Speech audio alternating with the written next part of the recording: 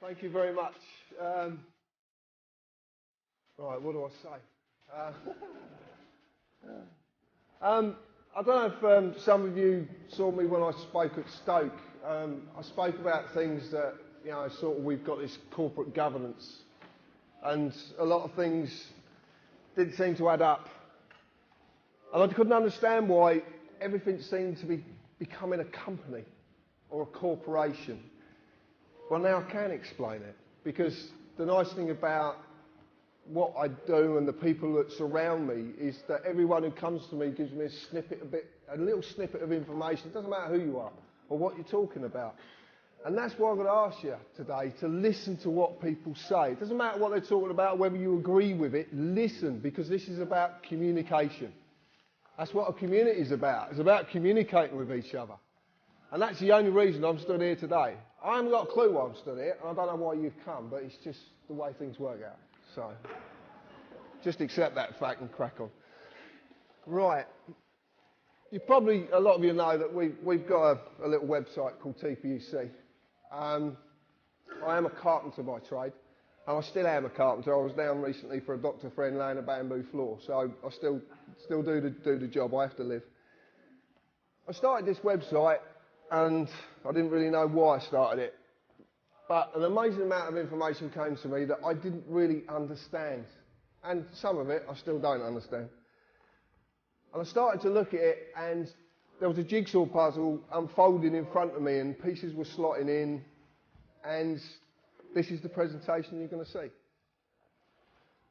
So I want to ask you some very simple questions. And before I start, I want to say that Albert and John are good friends, and I do not disrespect them in any way.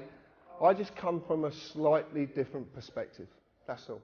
Okay, so what they've said is very valuable, and I'm not going to diss their information, but I just want to give you another way to look at life as we know it. And the top one says very simply, do you believe that Parliament is elected to represent you and your wishes? Right, okay. I love this. So, right. Do you really know what politics are about? Do we really understand this word politics? Okay. Some do, some don't. Do you know what Acts of Parliament and statutory instruments actually are? Yeah? So we understand what these things are, and we have to live by these things. Right. If anybody has seen a presentation that I've done before, and I've done a few around the country, I know you're going to have a lot of these answers, but obviously there's a lot of people who don't. So for the benefit of them, if we could kind of allow it to just evolve as it will do. Do you know what a constitution really is? And the clue is in the first three. That's a clue. Like I said, I'm not ridiculing anybody else's stuff. I'm just giving you my perspective of things. I suppose that's what it really is. Do you know what the United Kingdom really is? Do you know what it is? Well, a lot of people say, a lot of people have got this image of what the United Kingdom really is, and it's far from united. That's one thing I will say. Far from united. You live in a society. Can you name it? Oh yeah, you've seen it before. I normally say something very different, but there's a lot of people here, and I'm going to curb my language today. Well, I'll try my best. If you don't like swearing and you are adverse to the odd swear word, then I'll tell you when to cover your ears. Now. No one did it. Right. Are the police doing their job properly? And it's a shame because I met two CID officers yesterday who were very, very pleasant indeed. Maybe they were pleasant because they realised I knew the game, but it was an interesting conversation. Do you believe we have courts of justice? No. And this is the last one that a lot of people stumble on. Do you believe you're a person? That's really good.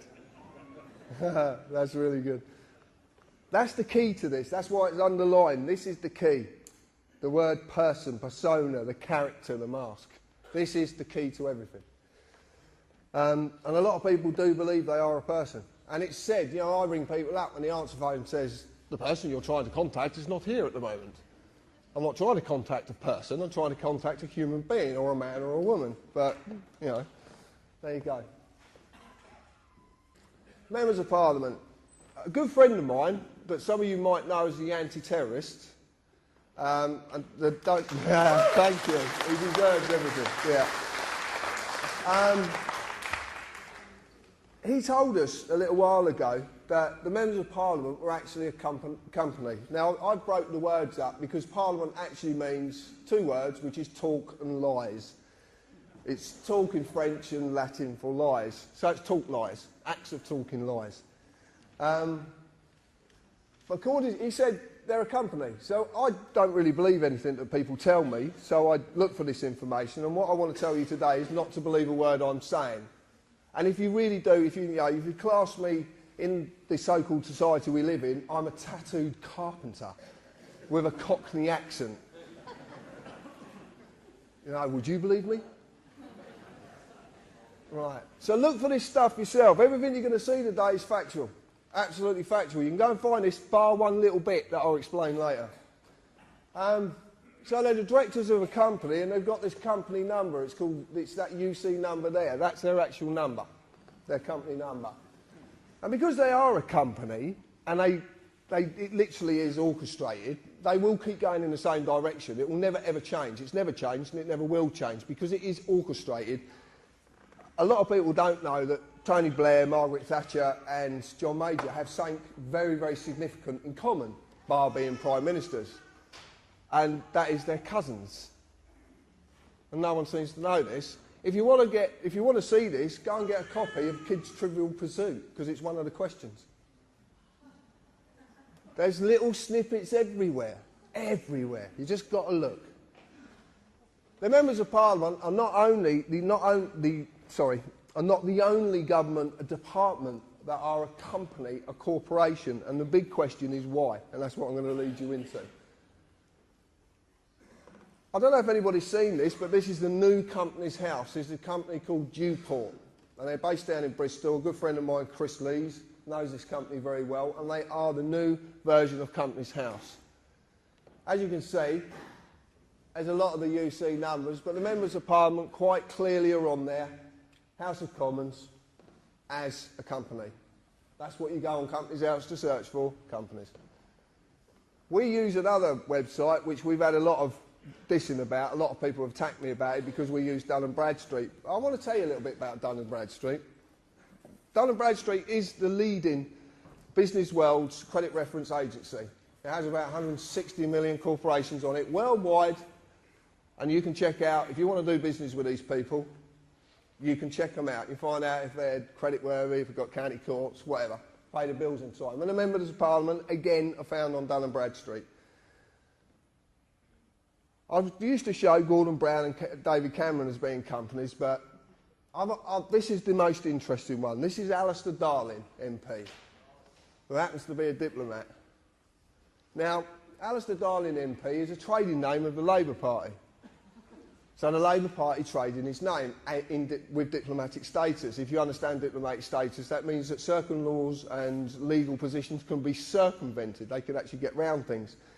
One of the things that they did get round, and one of the things that they hid, was this information here. We recently did a bit of work and looking into a company called Consignia Customer Management Limited.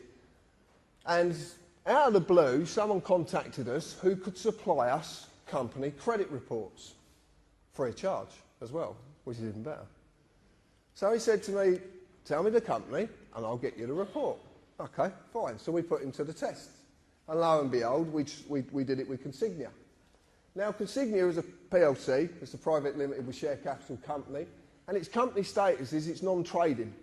And it hasn't been trading since the 4th of the 11th, 2002, which is very, very interesting with some information I'm going to give you in a little while. It's a part of a group of 35 companies under its ultimate parent company, the Secretary of State to Trade and Industry. Now, there's a few implications with this, including 2 foreign companies, as you can see up there, including as well 10 Royal Mail companies, the holdings, the pensions, everything. It's all held under this company, under this ultimate parent company, Secretary of State of Trade and Industry. Who was the Secretary of State of Trade and Industry? Mr. Darling. Now, I find that quite interesting, that a government position that is meant to be paid for off of taxpayers' money, off of your hard-earned money that's taken away from you, is the ultimate parent company of a group of companies. But it's meant to be a government department. So what's going on? But it gets deeper than this. It gets even deeper. Because we started to look at the post office, and someone sent us this information just recently, and it actually turns out is if you're on the dole and you get a gyro, you generally have what's called a post office account. A lot of people remember these post office accounts, you get the little books. Well, the post office accounts now are owned by JP Morgan Europe Limited. Now, we've had this confirmed by HM Customs and Revenue. They've actually confirmed that that's absolute fact. So you have a foreign bank now that owns part of the post office. Very interesting. But what's even more interesting is that a non-trading company, since the date I gave you, is trading as TV licensing. TV licensing takes $3 billion a year off of you to a company that doesn't exist, that's part of the Secretary of State of Trade and Industry. Things are not right. Things are not right. I could put a lovely swear word to that, but I'm not going to. I could though. So there's something very, very wrong, okay? And this is all hidden. You wouldn't know about this unless someone like me comes along and says, oh, did you know this?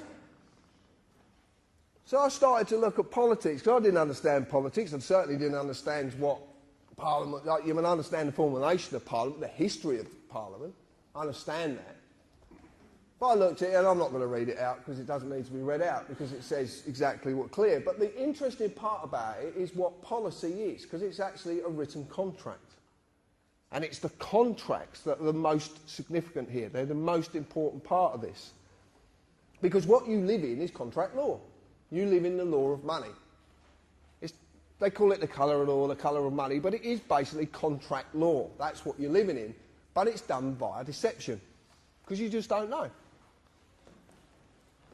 So when you look at an Act of Parliament, which becomes a statute, which is primary legislation, which in turn is enacted and enforced by statutory instruments, which is secondary legislation.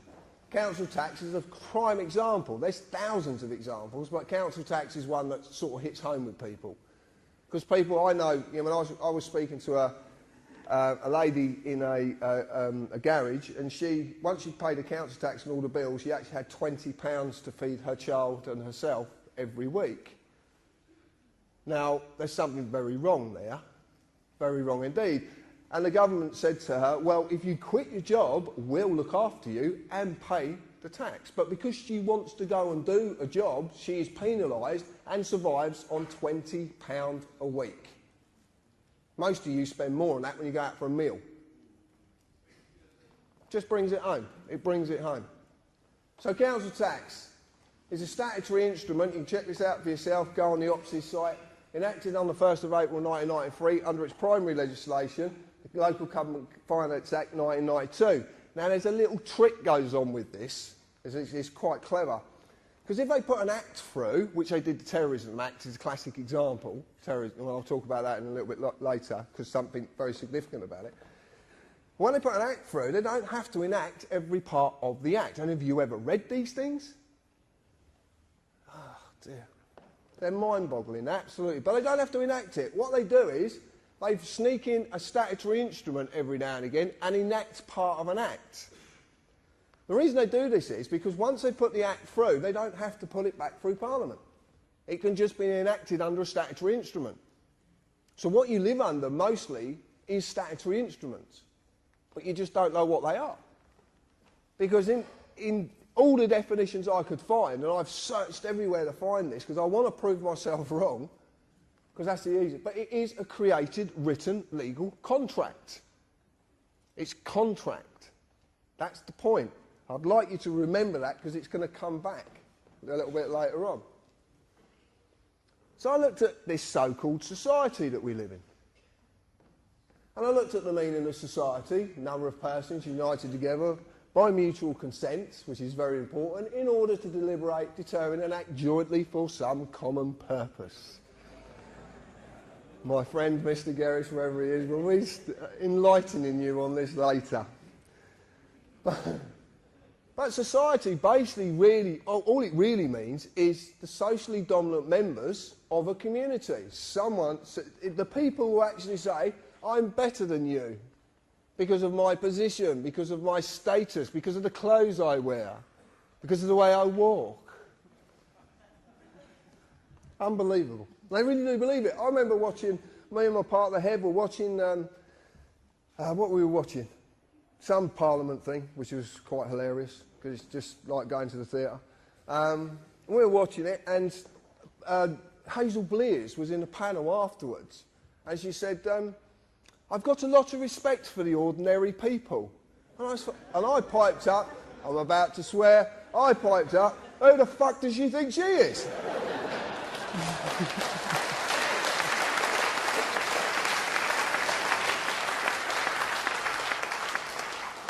But it all evolves around this word, status.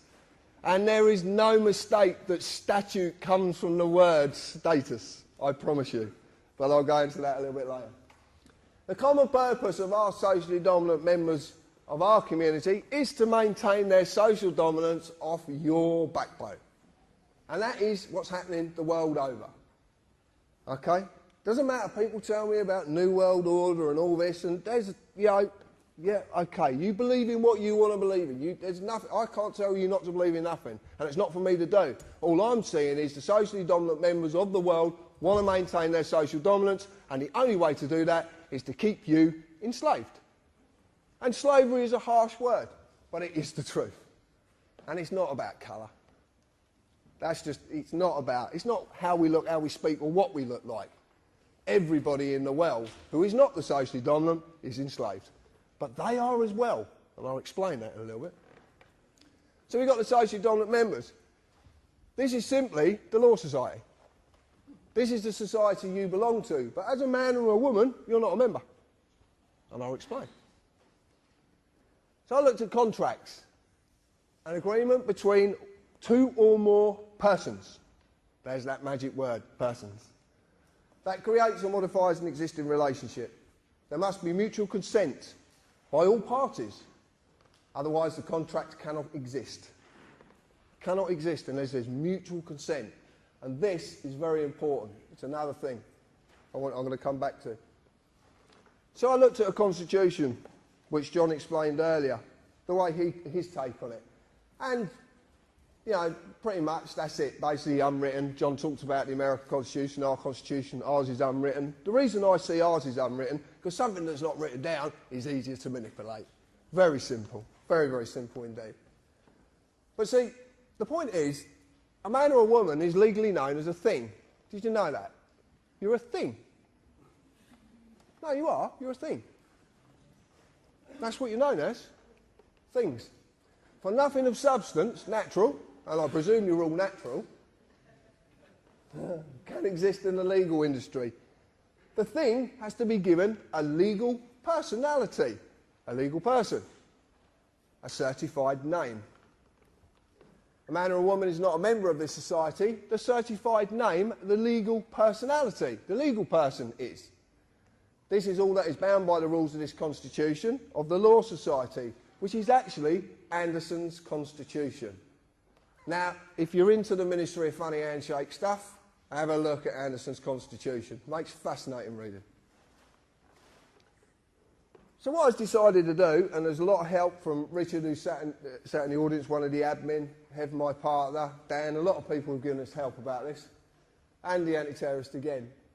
This is actually what an Act of Parliament is defined as, a statute is defined as. And it's quite simple. It's a legislative rule of society given the force of law by the consent of the governed, as of a rule of a corporation. Now, as it says there, by its own definition, it tells you it's not law. It can be given the force of law if you agree. But it doesn't mean it's law, because it says it's not. This comes from the neuter of Latin, status, the legal character or condition of a person or thing that is actually a maxim. Do we know what a maxim is? Right, well, a maxim in law is an internationally recognised fact in law that cannot be disputed, rebutted, or even talked about. It is a fact. And maxims are very powerful. There's a lot of them that are good, and there's a lot that are bad. So if you are going to use maxims, just use the good ones. Now, I've been attacked over this so much. The United Kingdom Corporation Limited, formerly known as United Kingdom PLC, United Kingdom Corporation, and now we believe it to be known, and I will say believe because I can't show you the evidence yet, but we believe it's the UK PLC company, and it's on Dun & Bradstreet. So as far as I'm concerned, it exists. But I've been attacked. Oh, you can't take that. It's just a website. Blah blah blah. Okay.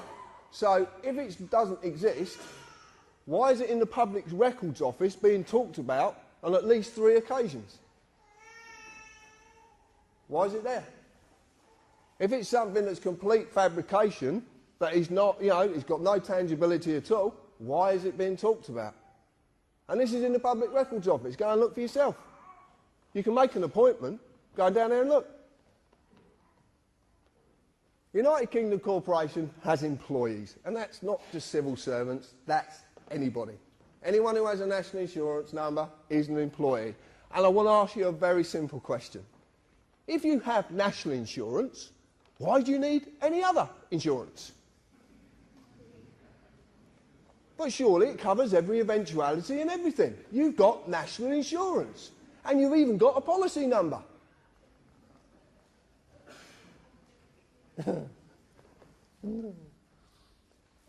Company policy of this corporation required me as an employee, which I was, to pay tax and follow all the legislative rules of that corporation, in this case, statutes, Acts of Parliament. As in any company, if I break the rules, I'll be disciplined under that company's legislation, which I have been many, many times. Now, the disciplinary procedures of the United Kingdom Corporation are quite simple. See, because the police of the United Kingdom Corporation are all companies. Oh, shock horror. No one believes me. Not companies. Oh, they can't be companies. They're the police. How could they possibly be companies? But they are, because they have to be. As corporate policy enforcement officers, their job is to enforce the rules of the corporation. They're kind of divided in 2, because they have a common law duty, which is the oath of office, which Albert's talked about, and other bits and pieces.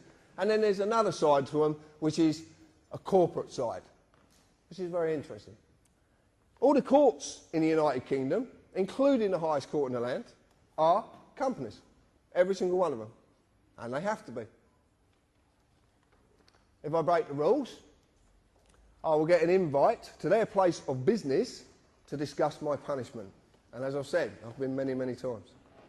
Many times. Except they are not inviting me. I just thought they were. As you do.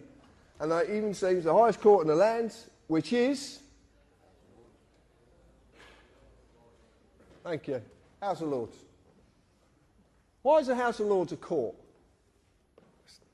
Yeah, come on, John. The House of Lords is a court because originally, and it actually still stands to this day until the 1911 Parliament Act smashed it to bits, but actually the original system was that any legislation coming into this country had to go past the judiciary. Correct, John? So, the House of Lords was the judiciary. It's part of the judiciary. It's actually the highest court in the land. But it's a company. Exactly the same. All companies. I want to talk about my friend here. And I modelled this on a very dear friend of mine, Mick Reed. And I've got quite a few friends in the police force who I kind of got to know when I was young.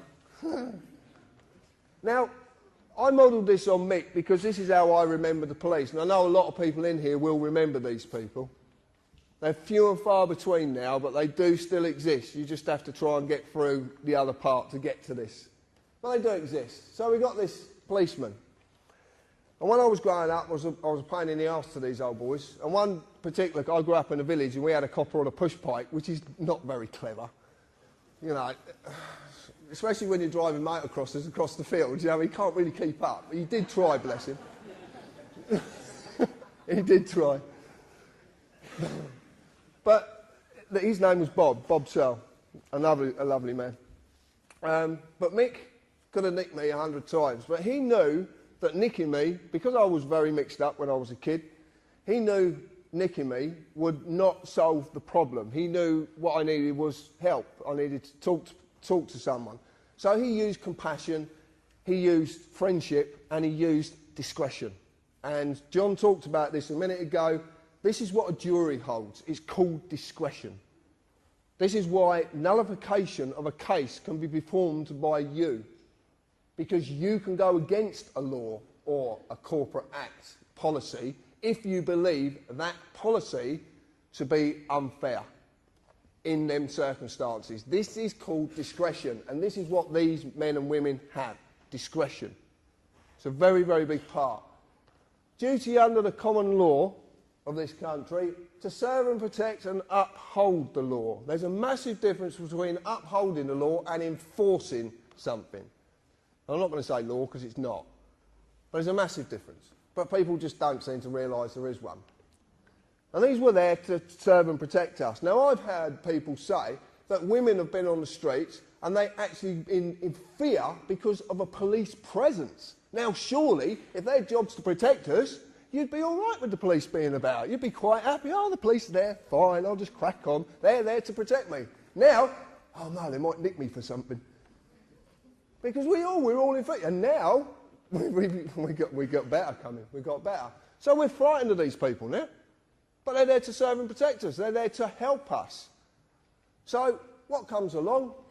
The Gestapo. And these are the Gestapo. Yeah, I mean, they're getting more like cyborg. They have actually cameras on their head. Have you seen the cameras? The cameras, yeah. So, yeah, I mean, they're actually taking films of you while you're talking to them and stuff like that. But these are the Gestapo. They are dressed to intimidate. Some of these people, I believe, if you actually sat them on a chair and asked them to get up, they couldn't get up because of the amount of clobber they've got on. But these are corporate employees. They're revenue collectors. They're there to enforce the acts of Parliament upon you. They're there to enforce contracts.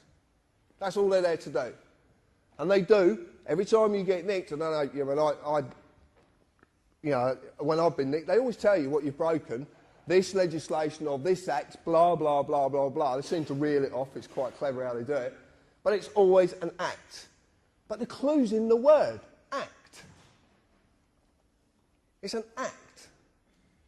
That's why they call it acting. But it gets better. Because now we got these.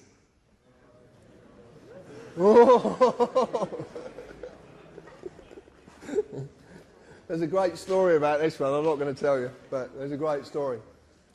So what we've got is we've gone from all of this to these. And this is, as you know, a police community support officer who actually has no powers whatsoever. Nothing at all. But we know that they were given a warrant card and a copy of PACE and told to put it somewhere because you're not going to quite need it yet, but you will in the future. Now that's a very interesting thing to say to someone. They definitely are a corporate employee because they hold no oath of office. Absolutely no oath of office whatsoever. So, the way this country is structured is, unless you hold an oath to the Queen, to the Sovereign, then you have no authority. And how it simply works is this. The Queen is the highest authority in the land. because she's a representative of our sovereignty, because we're actually the sovereigns. We didn't do it, but we invest that into the Queen, and then everyone who's taken authority has to have an oath to the Queen, i.e. the judiciary, the police, MPs, the Lords, all of them. They have to have an oath. And this is why these people are on the streets without an oath, because this is to get you used to people who can't have any authority, having authority under a corporate banner for a very, very specific reason, which I'll lead into. Now, I want to explain something, because people actually say to me, you're against the police. I am not against the police in any shape, form or fashion. I just want them to do their job properly.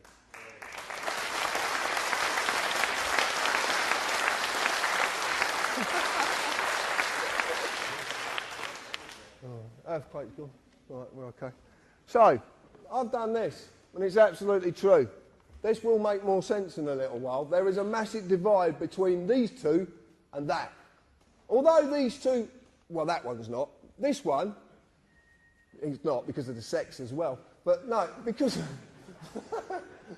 oh, forget it. You get the idea. I've got a little video I'd like you to watch. Now, a lot of you might have seen this video before. It's by a friend of mine, Darren Pollard. It's fantastic, this video. It really is. I'd like to explain, there is some writing in it. You might not be able to read it. Don't worry, I will explain afterwards. But just have a little look at this. I don't actually know if this is going to work. Oh, it is. Have we got sound, Andrew? It'll come on in a minute, mate. Oops.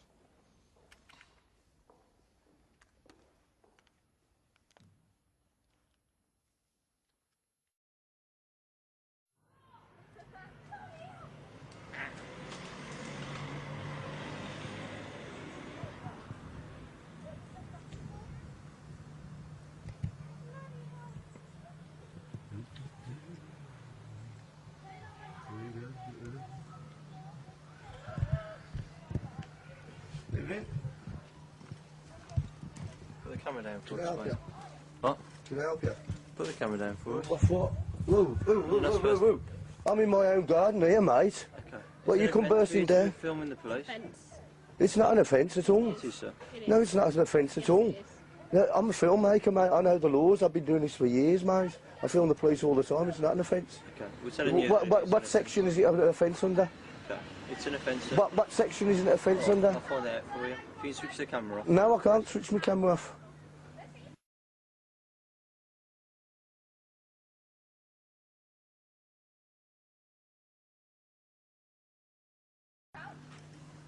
I'm not doing nothing wrong. I'm in my own garden. You've come round our path. I do this all the time, mate. Yeah, if you can. Get this in with yourself. Get the mobile phone, the solicitor. Mate, this is a free country.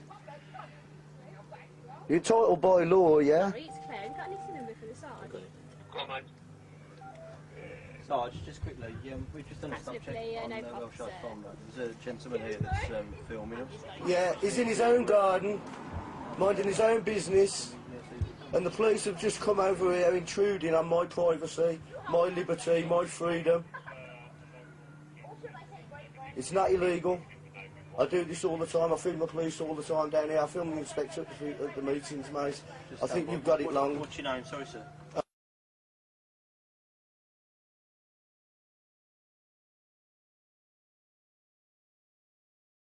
I think you've got it wrong, right? You know what you ought to do, mate? Do you know what you ought to do? If you don't like me filming you, you do what I do. You go to see the MPs, yeah, and get them to bring it up in Parliament so they can change the laws. But don't come and harassing me over it. Your name? Sorry, sir. It doesn't matter who I am, mate, you know. Okay. You're number 58.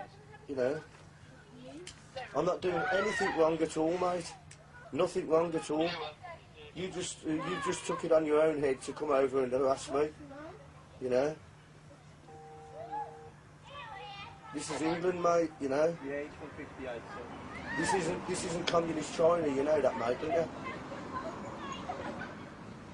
I think it's terrible what you're doing here.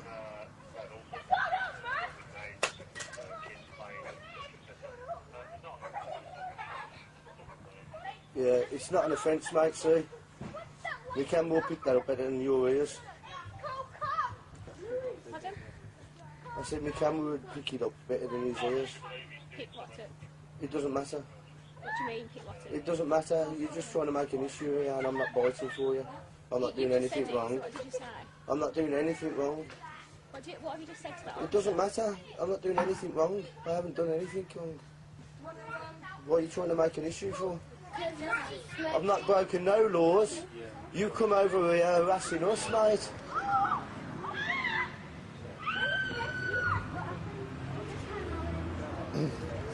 Thank you. Have a nice day.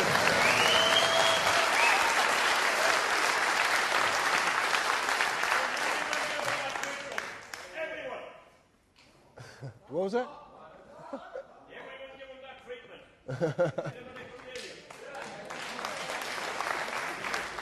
Right. If you don't, if you didn't quite get it, what's actually going on there is the fact that 2 police officers were trying to enforce something that didn't actually exist. And they had to radio their sergeant to find out if it existed or not.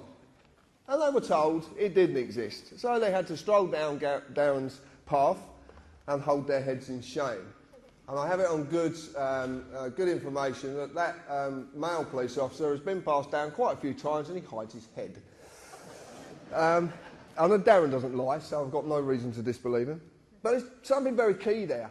And the thing is that when these people actually pull you up, for whatever they do, whatever you've done, or whether you haven't done anything, more to the case, excuse me, that drink's repeating, ask them. Because most of these people, when they're doing what they're doing, they don't actually know what they're doing. That's the point. They make it up as they go along. The classic is now, do you know you can be arrested for answering questions? Actually asking questions. You can be arrested for it. Friends of mine have been arrested for asking questions. And it's called, what's it called? That's the one, yeah. Obstruction of a police officer in his duty. Now, I'm going to ask you something. Arresting people is meant to be in the public interest. So who is their duty to? Because if they're arresting people for asking questions, it's certainly not in the public interest. So, they have a duty, but a duty to what? Might be a question you might want to ask them sometime. Another thing is you'll notice as well, when they knew they were losing, the lady officer decided to pick a fight. Over any issues you could really find. Any issue at all. And this is the point. And the classic was said, your name, your address. This is powerful information they need. They need it, and I will explain this in a bit. But Darren did something, and he did something very, very significant in that video. And it's something that a lot of you possibly could have missed. When that officer said to him, "Can you put the camera down?" he said, "No." And did the officer pursue it? No. One of the most powerful words in the world. It's one of the smallest words in our vocabulary and one of the ones we're so frightened to use. Just say it. No. That's what it's all about. It is. Greater Manchester Police, Essex, Kent, Surrey, Dorset, Lincolnshire, Staffordshire, Cleveland, Merseyside, Warwickshire, all companies. City of London, companies. All registered as companies. They are all companies. This is some interesting information that come via one of our researchers up in Lancashire. And I did find this fascinating. Lancashire County Council, this is not a city, this is a county. Counties are big places. So it's a county council, not a local council. Was incorporated under that IP number, which happens to be 666, which I found quite interesting. Dear, oh dear. I'll leave that one for Brian. You can see its registered address, and it was completely dissolved on the 25th of January 2008. This is the county council. Completely dissolved. All assets and liabilities of Lancashire County Council were transferred to another company called the Blues and Twos Credit Union. And guess who owns the Blues and Twos Credit Union? This company is Lancashire Police Headquarters. Huh? So we have a police headquarters now owns a county council? Anyway, you know, it's a bit mind-boggling, this one. So anyway, Mike has been fighting council tax and doing quite well at it as well. So he rang up the FSA down at Canary Wharf and had a chat with a lovely girl called Maria, who actually was quite happy to depart quite a lot of information. And Maria said to Mike, well, you shouldn't really be paying council tax to them anymore because they don't actually exist. So who are you actually paying? Which I found fascinating. Well, it turns out that a few people have jumped on this and started to ask some very, very awkward questions regarding this matter. Because, truth be known, even if council tax was lawful, which I promise you it's not, and lawful and legal are not the same, and never the twain shall meet, ever. And I will explain a little bit about that. Everyone who's been paying since that date is entitled to a refund. How many more are doing this? How many more people can get refunds? And this is all about money, I promise you. There's nothing more. This is about money.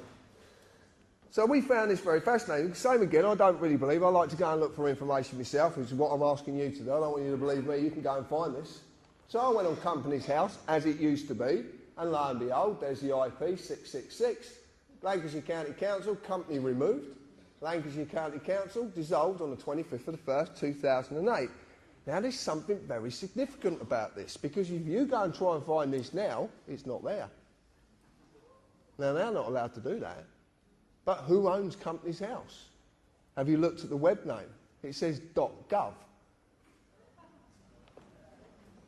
So, we have a company, a council that's not meant to be a company, because you bring them up and ask Lancashire County Council if they're a company. You get some really interesting conversations with these people. We're not a company, but you've got a registration number. And it's got 666 in it. What's going on?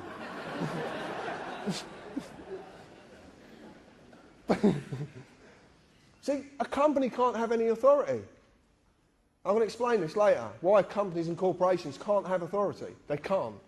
And it's quite simple, but I'll explain it. Anyway, so I went on Dun & Bradstreet, and lo and behold, Blues and Twos Credit Union, Lancashire Constabulary, Federal Office.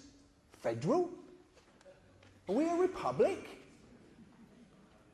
I presume, I always understand we're a sovereign nation. Or are we? Or have we been a republic for a lot longer than we could possibly imagine?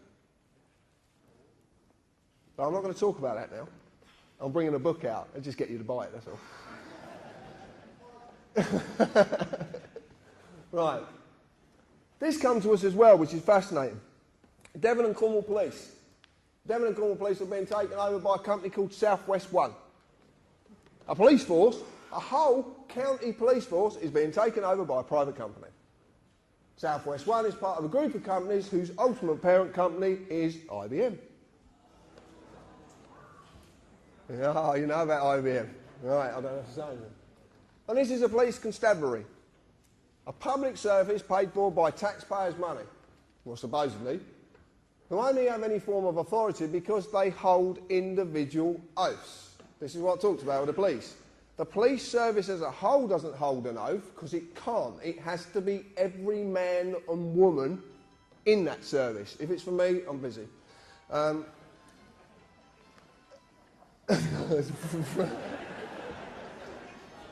shouldn't do that. I do that every talk, and I shouldn't do it. Right, sorry. Yeah, so they can't. So it's got to be on the man or the woman. I don't like using the word individual, but it's the only word I could put there, because individual doesn't mean what we believe it to mean. So now a police constabulary is being told what to do by a private company, a bit like the ACPO. You might have heard of them. A non-profit making organisation that's made up of chief police inspectors that has 18 million in the bank. I want to ask you, how do you get 18 million in the bank when you don't make profit? Interesting. But this company's not only telling them what to do, and what happens to the oath of office. As a corporation can have no authority, for a mort's main cannot hold an oath. A mort's main is two words, it's dead and hand. Companies are known as, corporations are known as mort mains, dead hands. They're dead. They do not live, they do not breathe, they are not natural, They are dead. So there's something very wrong. Corporations can have no authority because of Mortmain. Land cannot be alienated by Mortmain because corporations can't own land. That's why your house is called property, because that's the little trick they use. They turn land into property. But property is corporal inheritance, which basically means it's not visible and can't be seen. You just don't know. There's a lot to that. Again, you have to buy the book. No. Right, this is what I want to talk about. This is it. Legalese, a language of a company called the Law Society, and it simply is a manipulation of the English language. That's how simple it is. And people say, the Law Society is not a company. Well, according to that, it is. Anybody got credit card debts? Yeah, they couldn't. And what do you get phone calls off these people? They're quite insistent, aren't they? Yeah. So what do they ask you first? First thing they ask you, your name. And then they ask you for the first line of your address and your postcode and then your date of birth. Don't they? That's every time. Have you ever wondered what happens when you actually say no? It's really funny. You want to try it. What? No, if they ring up and they say, Mr. Harris, I say, yeah, okay. I say, may I confirm your first line of your address and your postcode? No. What do you mean, no? You have to. How are you going to make me do that? It's so simple. You just don't. Hello, Mr. John Harris? Yeah, hold on, I'll get him. Crack on. And I'm going to... I'll tell you now. Hello, Mr. John Harris? No, he's in the loft. He's deaf, dumb and blind, so you're not going to get a lot out of him. And you'll get that in a bit. But this is it. Right. This is called joinder. It's very simple. And what it is I am asked my name and address and date of birth. This is only to establish the legal personality, the legal person, the address of the legal person, as it says it up there, the address, the name, and when the legal person was created. This is very similar to a way that they would deal with a company. Very similar indeed. Once joinder has been established, they can then offer a legal person a contract. As you've seen, Acts of Parliament are contracts. Okay? Statutory instruments are created, written, legal contracts. So it's a contract. But they need my consent. So I am asked to do So I'm asked every time, you can see this on the bottom of the police forms, my friend in the audience, Morris, will confirm this. What did it quite clearly say? I understand. Okay? You're asked, do I understand? Then I would sign one piece of paper, if not more, to say that I am the legal person, and as the legal person, understand. But this is deception. And basically, understand is synonymous with the word stand under. You want to check this out? Black's Law Dictionary. There's 8 versions of it. There's probably a 9th one coming out. But it's stand under. It is a legal requirement that you understand, but not that you actually understand. I'm going to put that into English. It's a legal requirement that you stand under their authority, but it's not a legal requirement that you actually fucking comprehend what's going on.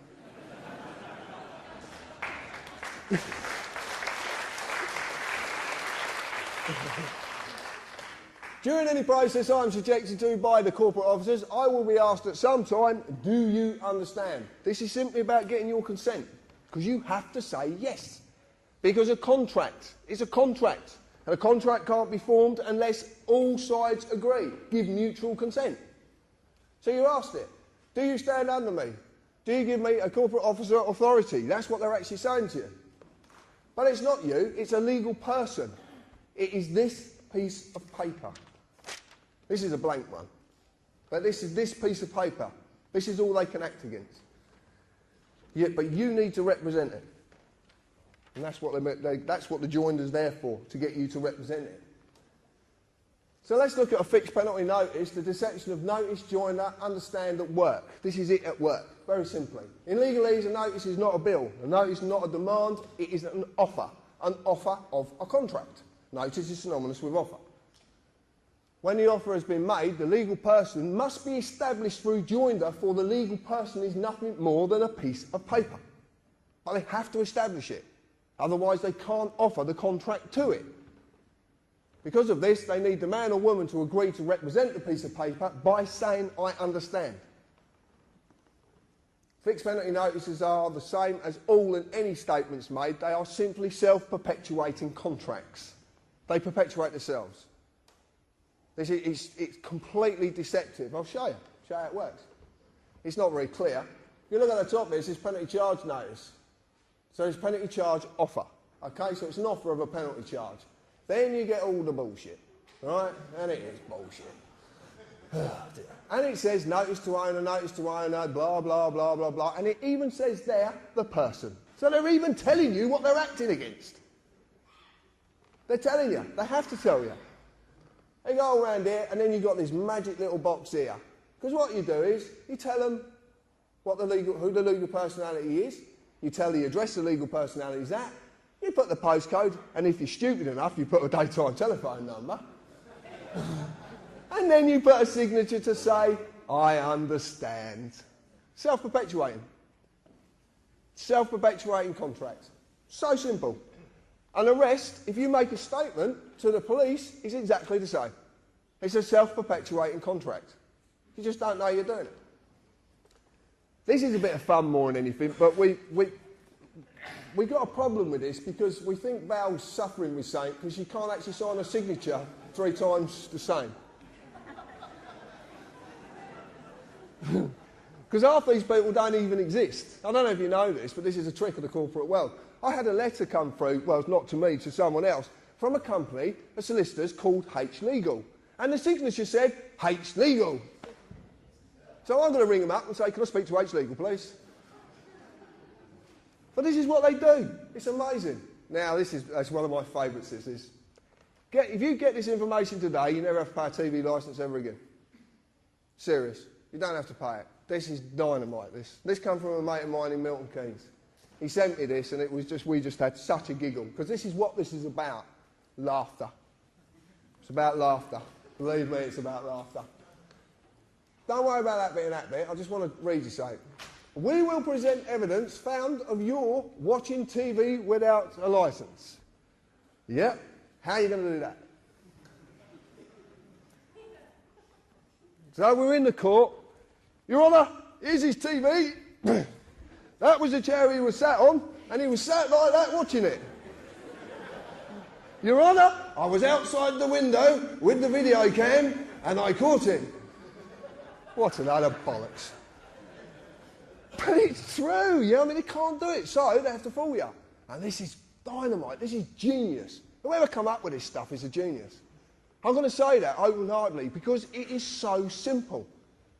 But it's shrouded in complications, so you don't understand it. That's the idea of it. But it just took a simple carpenter, and believe me, I am simple. Right, let's change the words. Let's use legalese on this, okay? We talked about maxims in law, internationally recognised facts of law. This one's a maxim at the top. It's called the inclusion of one is exclusion of another. This is a very powerful maxim. Now, it says here, which may include a statement taken under caution by one of our enforcement officers. Sounds ever so threatening. Shaking your boots. But if you legalise this, you'll find that must is synonymous with may, so in this case may becomes must, which says which must include a statement taken under caution by one of our corporate enforcers. Because of that maxim, anything after includes is all it includes. So basically, you convict yourself. You make a statement, and guess what you do? Name, address, yes, I was watching television, blah, blah, blah, and you sign it at the bottom. Self-perpetuating contract, then off you toddle to a court, because you think you're going to get justice, but you're actually going to suffer a thing called summary judgment, because you've already established your guilt. They don't have to establish anything. This is the simpleness of this. This is how clever it is. It is so simple. A statement, actually, when you break the word down, means to set down lies. That's actually what it means. The point is, you've been conned. When you look at the wordings of all these documents and you start looking at the legal world's documents, believe me, you can tear it apart. When you've just got a little bit of this information, you can rip it to pieces. You really can. So watch for this. When you look at their documents, watch for this. Summons is a deception as well. Summons is synonymous with invitation. So you're actually being invited because you can't be forced. That's why must is synonymous with may, because you can't be forced. You can't be forced into a contract. They can't force you into it. Because it's not law, you can't be forced. So they have to trick you, deceive you. This is a classic one. They are inviting a legal person to a corporate place of business. And believe me, they are corporate places of business. They really are. A legal person is just a birth certificate, a piece of paper. So if they ask you to go to court next time, send them the birth certificate and tell them to crack on.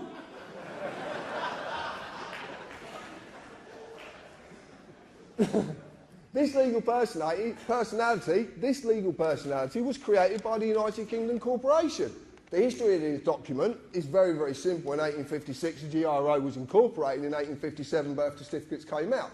In 1874, the Deaths and Births Act went through, and this was topped up in 1953. This is it. This is this document. Okay? All contracts, by the way. All contracts. So this is what they're inviting. They are using deception, as every magistrate's court is a trading name of a company called the Ministry of Justice. And there it is, the Ministry of Justice. But it's on Dun & Bradstreet, so it can't be real. Oh, okay then. So, but they're trading as a magistrate's court. So, if you're on Dun & Bradstreet, you can buy a report. So we bought one. And there you go. Ministry of Justice, Selborne House, it's all there. Line of business, government department. That's interesting for a start. And they trade as the Asylum Immigration Tribunal, Magistrates' Courts and the Public Trustee's Office. I've highlighted really what I found significant because who owns this business? No parent company. Now that's interesting. In the business world, if there is no parent company, that means they are a parent company. And it's obvious because they're trading in their name. So they're the parent company of all them businesses. Every single one of them. Who are the directors? Lord Faulkner. If you don't know anything about Lord Faulkner, have a look at him and have a look at his brother as well. Very, very interesting. Are there any significant legal proceedings, events against this business? A county court judgment was registered against this business on the 16th of the 12th, 2008. So, right, let me get this straight. We've got a business that's not meant to be a business, it doesn't even do good business. Well, that's the truth of it. And then the last part was the one that got me. Year this business started, 1600.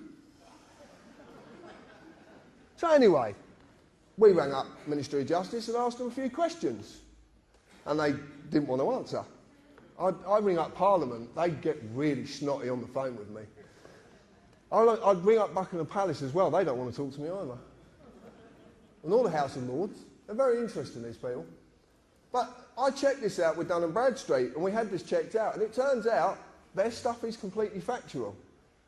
There was someone that I was recently, I've got to tell you quickly about a friend of mine over in Wales who rang me up, and he's a lawyer, he's a statute lawyer as well, constitutional lawyer, and he rang me up, named Martin, and he got a lovely Welsh accent, and he said, John, he said, do you know the name for the legal world, the legal system? And I said, no. He said, well, the Latin name for it is bollocks.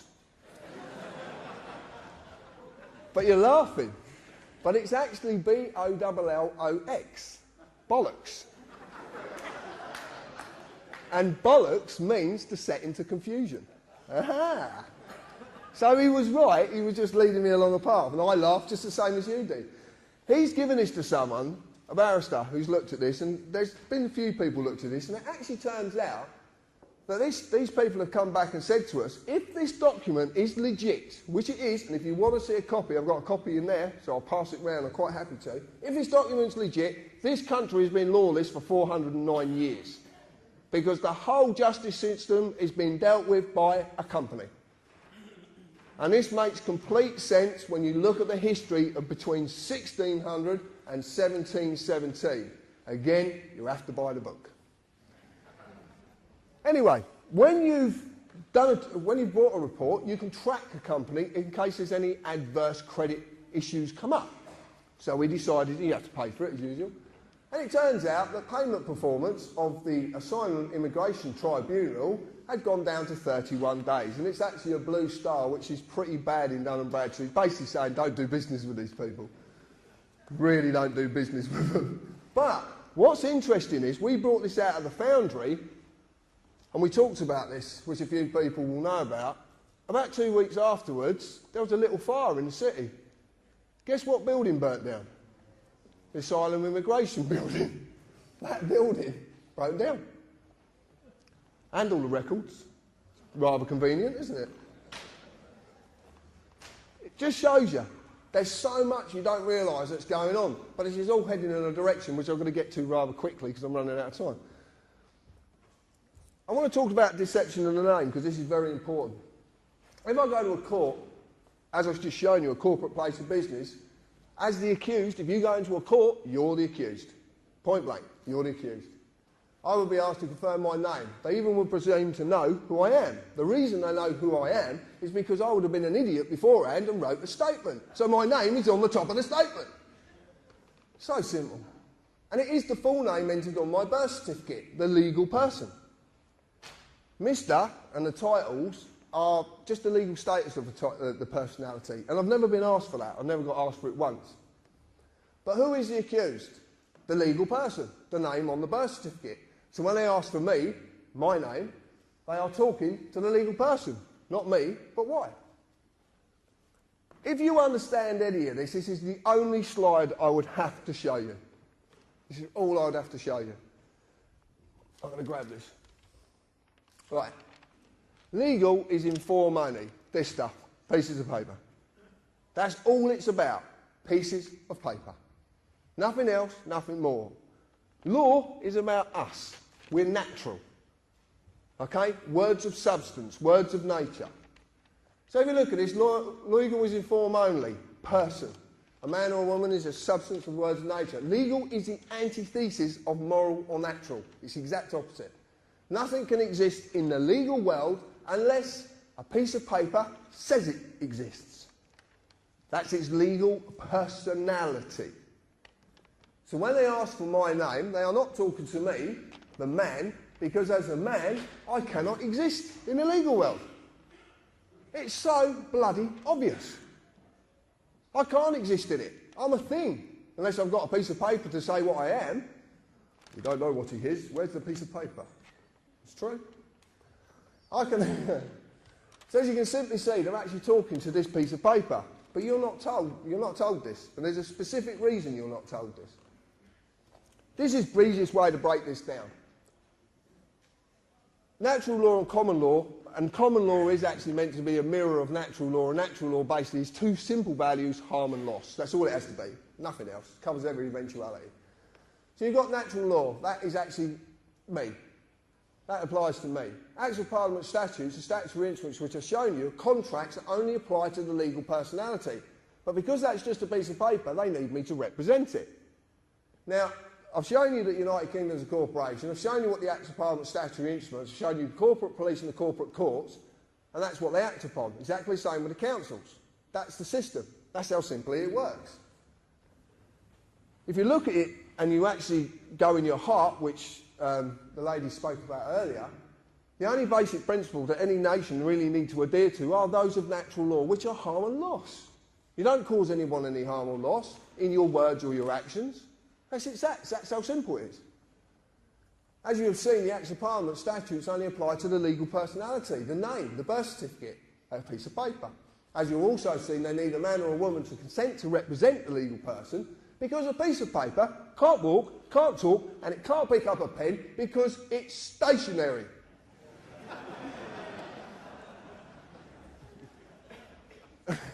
But it is, isn't it?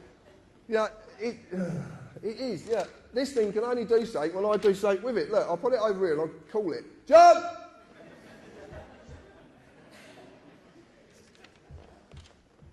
It needs our energy. It needs us to do something.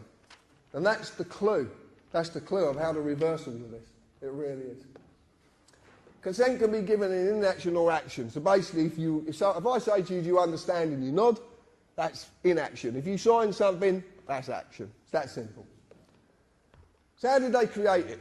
The legal person, the given name was created when my birth was registered and evidenced by my birth certificate, a piece of paper. Man created government, which in turn created legal personalities. This is not me, it's a legal fiction I've been falsely identifying with, as most people have. I don't get to say what its rights and duties are, the United Kingdom Corporation does. They created it, but it had to mislead me into doing so via deception. This is the easiest way to put it, and the way that people sort of kind of come to this. Obviously, you know, I'm a man. I exist naturally, and I was created by my mum and dad. Yeah. And I understand it was a pleasant act, but I just don't want to know the details. Subject to common law jurisdiction. Must never harm or loss or cause another any form of loss, and I have a free and unlimited ability to do as I please, as long as I adhere to these two very, very basic principles. And that is where we're all going wrong. The legal person, John James Harris, is the given name which is wrote on my birth certificate. It's a fictional legal entity created by the government via the birth certificate, and it's subject to civil policy jurisdiction. Must fulfil all duties given to and governed by the Acts of Parliament, blah, blah, blah, tax and all the other crap. So we looked at person, and we found that it includes natural person, firm, co-partnership, association. I won't carry on. Well, Richie, one of the admin who sat at the top there, actually says, well, how can you define one word using exactly the same word? Because that's a mockery.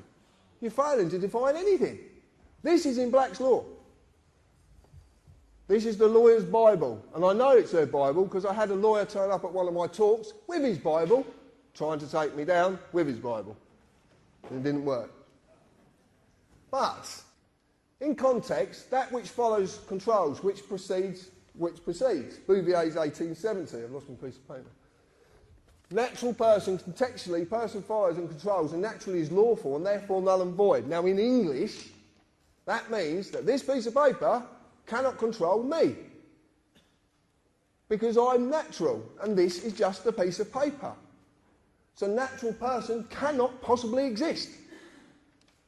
But the lawyers all know this. This is what they use. This is what they're taught. And I actually spoke to a law student once, and I said to her, why are there 8 versions of Black's Law? Why are the words changing in 8 different versions? Why don't they stay the same? Surely if a word's defined, then it won't change. If it's defined in a dictionary, why would it change? Oh, well, you know, society, but... Society. When I talked to this law student about it, she said, it's not for you to read. Oh, yeah, what are you hiding then? There's a lot in there, you want to read it. Deception of the personality. I'm going to cover this very quickly, but most men and women believe, they do believe you are a person, you have a personality, you have it ran down your throats. There's no wonder you believe it. Everything's about person and personality. The personality is a social mask all men and women wear. This is simply the ego, which needs status and control. This is our world. We live in the world of the ego. We live in the world of status. And believe me, I'm battling my ego, and this does not help. That's why it don't help.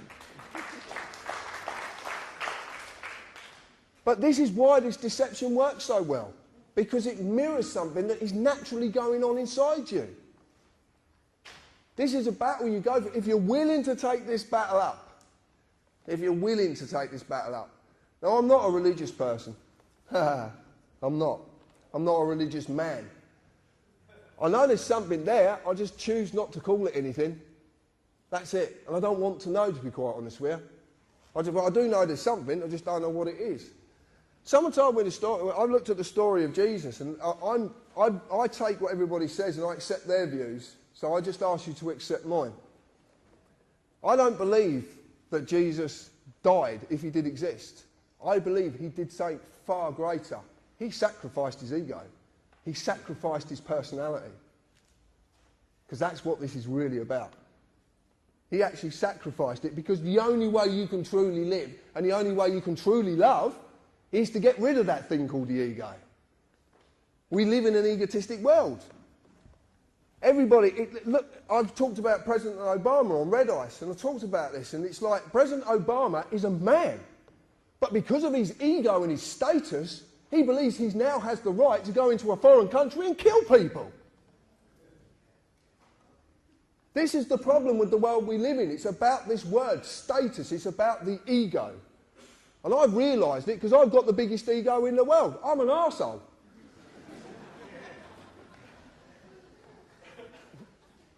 I just don't talk shit. It's true. This is absolutely true. It preys on our need for betterment and status. It's a need for control. This is what we want to control every situation. If our ego's not right, it goes into overdrive. I've seen it, the battle of the egos on the forums. It's incredible. Every time you have an argument, it's not a man and a woman or two men or two women arguing. It's the egos who are arguing. The best way to do it is shut your gob. Shut your gob and the ego can't take over. It might be screaming at me, you're right. Argument over. It's not bad to be wrong. I'm quite often wrong. And as a man, I can make a decision any time I want to change my views. Because I can. And that doesn't make things bad. If I can't change my views and learn from my mistakes, how the hell can I evolve?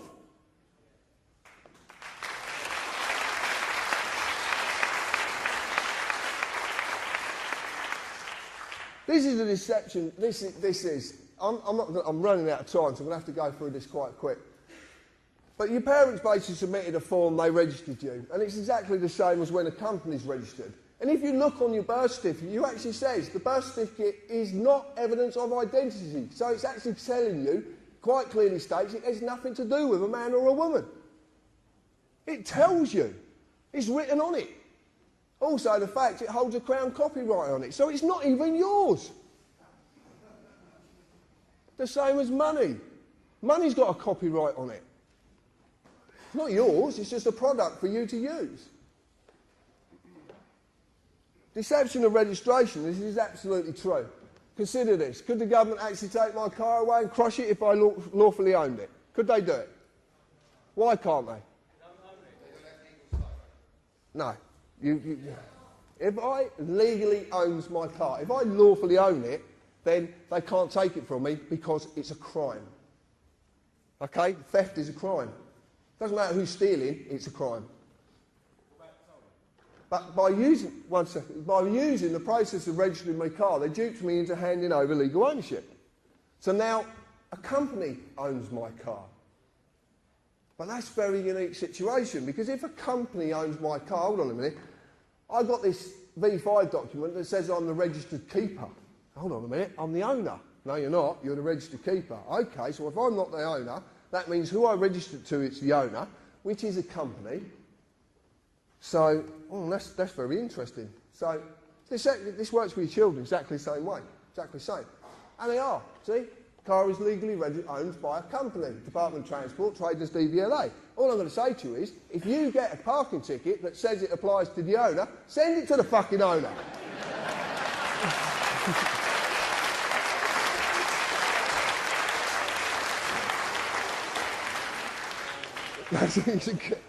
You're going to have so much fun. You really are. Right, why the government companies? This information is from our search provider. This is this gentleman who come along, and I must say thank you, Russ. All government companies seem to have the same prefix at the beginning of their company number. They start with UC. Now, we believe that that means under charter. It could mean unincorporated. We're not 100% sure. But UC companies and Royal Charter companies do not have to publish their accounts as they are exempt under law. Well, that's a bit of a... So if you do start a company, apply for a Royal Charter, because you're exempt under law, you don't have to publish your accounts, you can do what you want. It's true. The service they provide us with is a business-to-business service, and they do not include government corporations in any of their services. Government corporations?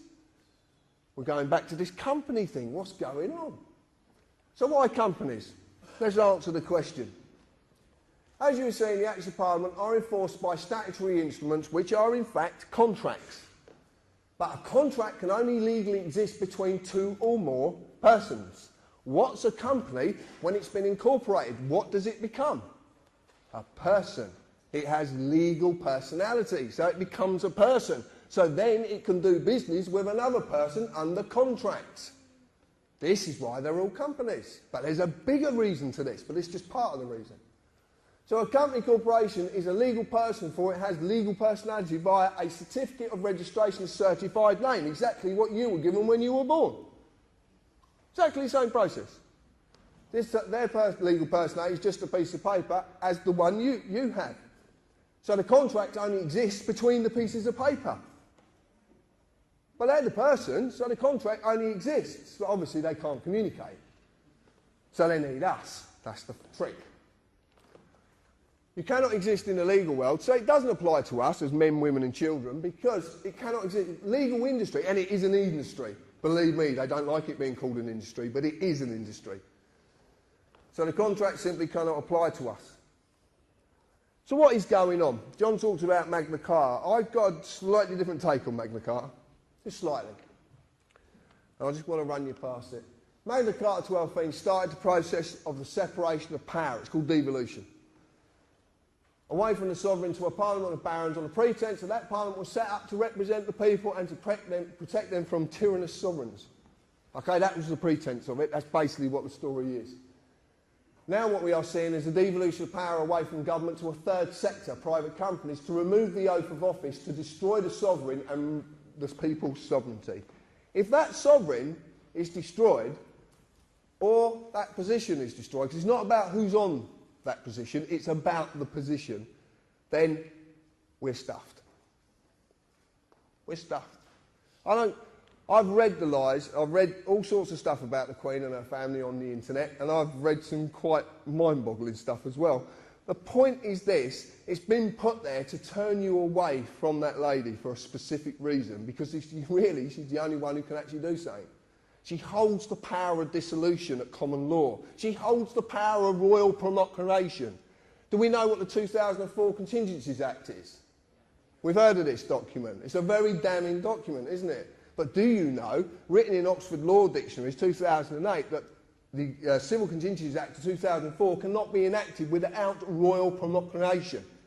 I can't say that word properly, so please, I can't say it. I can't, bollocks. But it can't be enacted without her say-so. She has to declare a state of emergency. You've been turned away from that lady for a specific reason, a very specific reason, because of that power of dissolution. What happens to a company when you dissolve it? Gone. I'm going to get to it in a little bit. This is to finally create the corporate republic, to stop everything that was created from this island being uncreated, because the world suffers at what we created, not us. Our ancestors created. 52 countries in the world suffer under our hand. Probably more actually now. But they suffer under what was created from this country and went out with the fleet. That's why it's called fleet law. But they have a problem. For as long as I live and breathe, this island, its people and their descendants will never perish. And I'm going to explain why. Nor will their sovereignty. A little while ago, well about a year ago, I marched myself off down to Buckingham Palace and decided to serve papers on the Queen. Most people actually believe I was out of my mind. What I'm going to say is, I was. Completely out of my mind. And I like being out of my mind. It's a very nice place to be. I really do.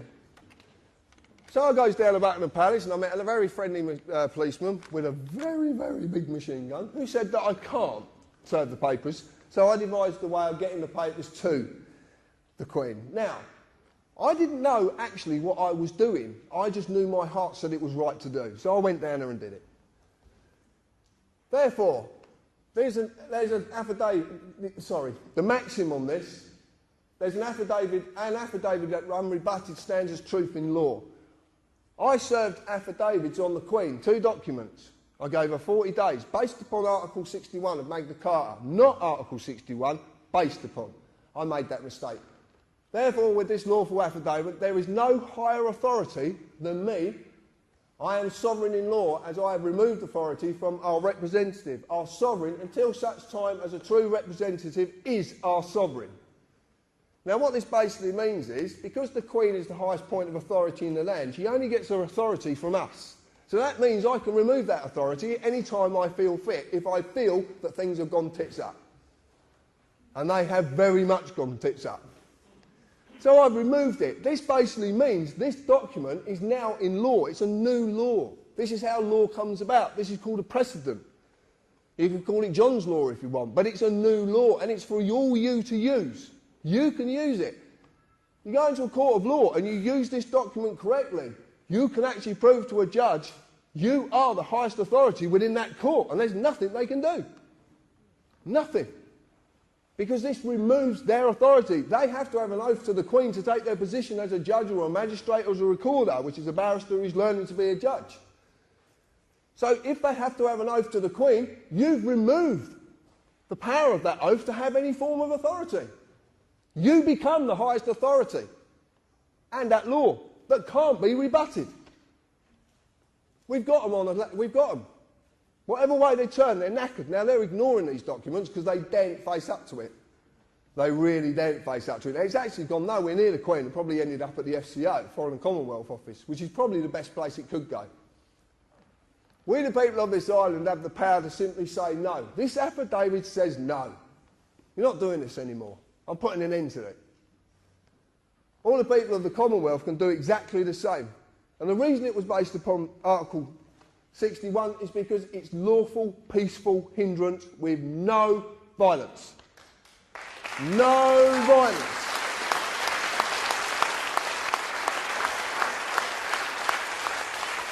Someone said to me, how would I deal with the MPs? I'm going to tell you this. Order 635 brooms, because they will be sweeping the streets they thought they used to own.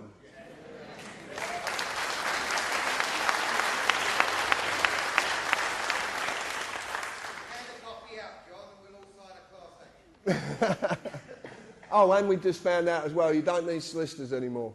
3 people can do this. Just 3 independent people can sign any affidavit. So we're even going to start the corporate body having their money. Okay? So you don't need solicitors. Come and see TPC members or go and get your friends together and you can sign these documents and get them off. You don't exit the system. You don't do anything. All you're saying is, this is what needs to happen. We need to reclaim the sovereignty, and this is how it's done. This is the clue. This is it. This is what you can use. Once you understand what we're doing, you have to have a certain amount of gumption about you to do this, and it takes a bit of strength to do it. The lady said earlier about having courage. I don't see it as courage. I just see it as using your heart to allow you to deal with situations and not your mind. Your heart will deal with everything peacefully. Your mind will enter into the ego and, lo and behold, things will happen. To survive without money is nearly impossible in the world we live in. But that does not mean just some of us are enslaved by this product. It means all of us are, everyone. And that's the key. My daughter said to me, she's 13 years old, she said, Dad, if we're in debt, print more money. And that sparks that, because I love the way that kids do things. They just see everything so simply. And the interesting part is, it's true. If you have the power to create money, why would there ever be debt? And if there is debt, it's there for a reason. So what we decided to do is a bit of fun, if you might want to do this sometime. A little while ago, we started to write of what with a question mark. And we're sending them back. Just a bit of fun. But you could add, and also as well, there is a copyright, so it's not yours. Nothing to do with you. It's just sort of product for you to use. Money is everyone's lifeline. Money is not a valuable commodity. You are, because of what you do, the work you do for that money. Because without you, this whole country would grind to a halt. It's so obvious. It is so obvious. Okay, it's what Gandhi did, basically. Exactly what he did, until 1946. The only way that you will do that work is to be promised to receive money for that work, because you need it to survive. And most people do only survive. They do, simply. You know, there is a lot of people who are fortunate enough not to just survive, but there is a very, very good amount of people in on this island who just survive. And that's very sad, because my one belief in my heart is that no one should have to pay to live. No one. Companies and corporations only exist because of money. The money they receive from you is simply their lifeline. A lot of the time to feed their greed, to maintain their delusion of status and to maintain their social dominance. Because that's basically what it's all about. That's what it all boils down to. But the simple question is, what happens to these companies and corporations when everyone says no? We're not paying you anymore. They cannot survive. If you have a company that issues parking tickets and no one pays the parking tickets, what happens to the company? Exactly. Now this is something we can have a lot of fun with. We can have a lot of fun with it, believe me. So this is the conclusion. Simple conclusion, don't give them any money. Keep it yourself. And you can use so many tricks. There's so many things that I do. It's so funny. And it is about fun. Lawful rebellion. Deny their lifeline. This is what I do, and I just simply do this every day. I peacefully resist all claims against me by refusing to represent that piece of paper. I've just done it with the debt collectors I showed you, and that's what I said to you. Because it's a piece of paper and mine's in the loft and it's deaf, dumb and blind, I tell them it's in the loft and it's deaf, dumb and blind. I never accept any of their paperwork. I never accept their paperwork. Every single bit of paperwork that's ever sent to me gets sent back. Because there's something you might not have seen on their letters. Right? This is what we do. It's called no contract, return to sender, right across the address window. But this is HM Customs, just a load of bollocks from the tax man, who's actually trying to make me bankrupt, which is hilarious. Because I actually said, you're trying to make me bankrupt from a bankrupt company? That's very funny. But they got a return address. So this means this has got two-way travel, because if it's not delivered, it has to be sent back.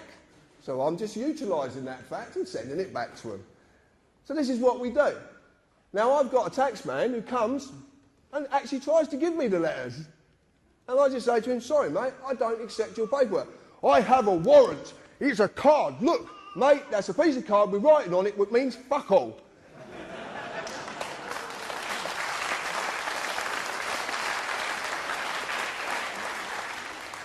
You learn this, you can have a lot of fun, but you got, and you do.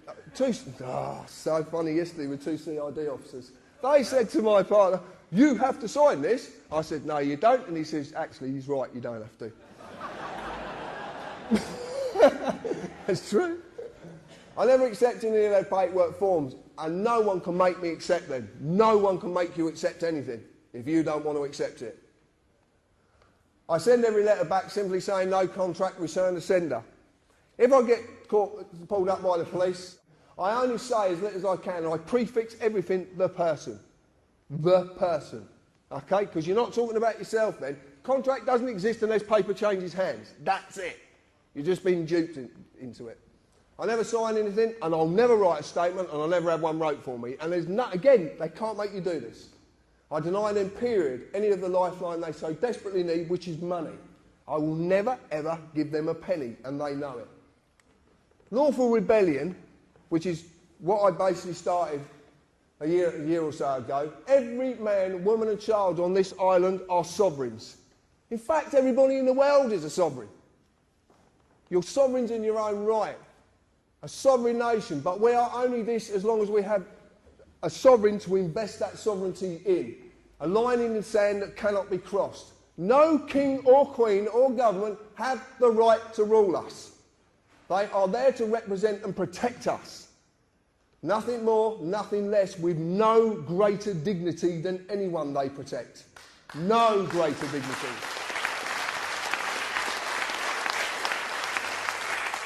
All the power within this island is held by you and granted by you. Everything that is wrong can end when you will it to. Everything can end when you will it to. We must allow for that line to be drawn in the sand once more. This is lawful rebellion. That is that line. We have to draw the line. Us. What have I done? Nothing more than realise I can say no. And I am going to say no, and everything's going to be okay. Thank you.